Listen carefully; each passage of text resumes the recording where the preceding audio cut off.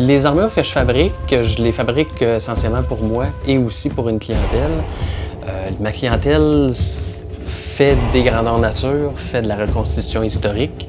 Alors les gens me contactent pour avoir des répliques de pièces le plus près possible des originaux. C'est ce que je fais essentiellement.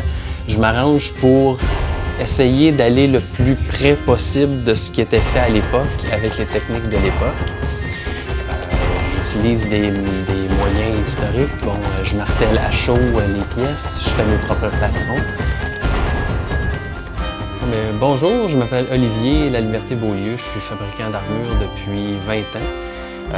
J'ai commencé à l'adolescence à m'intéresser à l'histoire militaire, surtout de la Rome ancienne, pour ensuite aller vers le Moyen Âge et progressivement je me suis spécialisé dans les armures de la fin du 15e siècle, les armures allemandes de la fin du 15e siècle. J'ai appris à fabriquer des armures essentiellement en étant autodidacte, c'est-à-dire en regardant des pièces et en essayant de marteler des feuilles de métal pour arriver au résultat que je voulais. J'ai vraiment appris ça par moi-même en regardant des photos d'originaux, en allant moi-même dans des musées.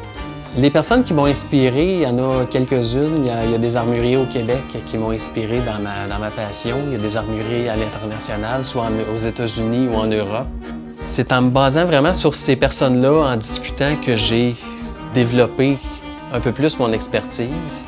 Pour une armure complète comme celle qui est en arrière de moi, on peut parler autour de 800 à 900 heures de travail et parfois plus, selon le niveau de détail qu'on y met. Des idées d'armure, j'en ai pour à peu près 20 ans, mais dernièrement, j'ai fait des casques de l'époque Wendel, des casques Valgarde qui avaient été retrouvés à Uppsala, en Suède.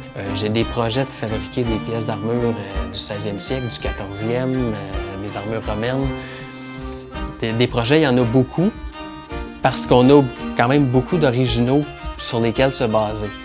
Je me base essentiellement sur des originaux et non pas des copies pour avoir vraiment la pièce d'origine, puis ne pas recréer les erreurs de la personne qui a recréé la pièce aujourd'hui.